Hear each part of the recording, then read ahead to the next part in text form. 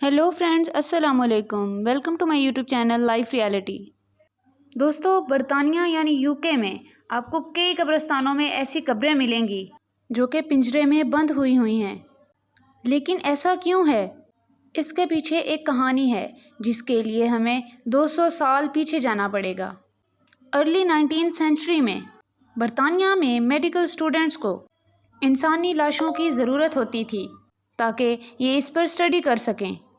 इसे डिसेक्शन कहते हैं। इसमें इंसानी जिस्म को खोल लिया जाता है। आपको ये जानकर हैरत होगी कि 200 साल पहले बड़े बड़े थिएटर्स के दरमियान में लाश को खोलकर स्टडी कर रहे होते थे और थिएटर लोगों से भरा हुआ होता था जो इस सारे प्रोसीजर को देख रहे होते थे जैसे कोई शो चल रहा हो। अब सवाल ये पैदा होता है कि मेडिकल स्टूडेंट्स को ये लाशें कहाँ से मिलती थीं। दोस्तों, उस दौर में बरतानिया में ये कानून था कि सज़ाए मौत के कैदियों के मरने के बाद उनकी लाशें मेडिकल स्टूडेंट्स को दे दी जाएंगी। सज़ाए मौत के कैदी अपनी मौत से ज़्यादा इस बात से डरते थे कि इनके मरने के बाद इनकी लाशों के साथ क्या सलूक होगा। बहरहाल मेडिकल स्टूडेंट्स इन्हीं की लाशों को इस्तेमाल करते थे। लेकिन दोस्तों, मसला तब शुरू हुआ जब बरतानिया में सज़ाए मौत के कैदी कम होना शुरू हो गए, जिसका मतलब था कि अब मेडिकल स्टूडेंट्स के पास लाशें भी कम होना शुरू हो गईं, जो कि इनके लिए एक बहुत बड़ा मसला था। इसका हल ये निकाला गया कि बरतानिया में लाशें चोरी होने का सिलसिला शुरू हो गया। किसी के घर किसी इंसान की डेथ होती तो इसकी आखिरी रसूमात अदा करके और रोते हुए इसकी लाश को कब्र में दफना देते। लेकिन जब अगले दिन ये इसकी कब्र पर आते तो कब्र खुली हुई होती थी और लाश अंदर से गायब होती थी। दोस्तों, दरअसल कई लोग लाशों को चुराना शुरू हो गए थे। ये ताज़ा कब्रें ढूंढते थे और फिर रात के अंधेरे में कब्र खोद के उसमें से मुर्दा निकाल लेते थे और वो मुर्दा मेडिकल कॉलेजेस को बेच देते थे।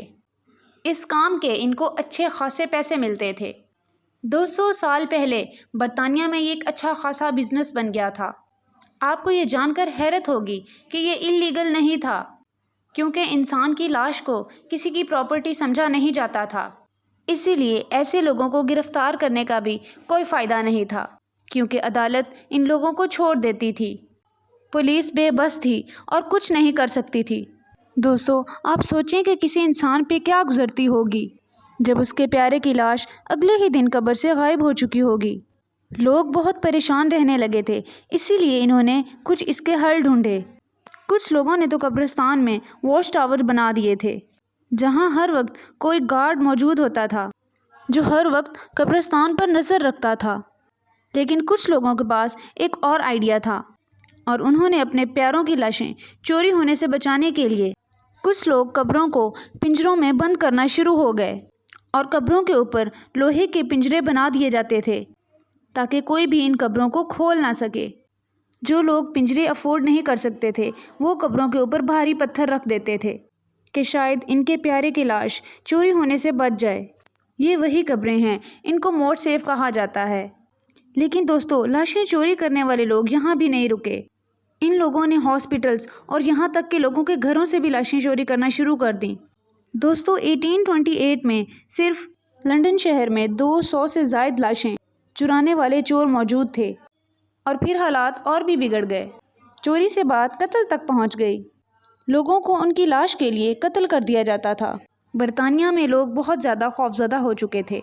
ऐसी एक मशहूर कहानी दो लोगों की है, विलियम बर्के और विलियम हेयर।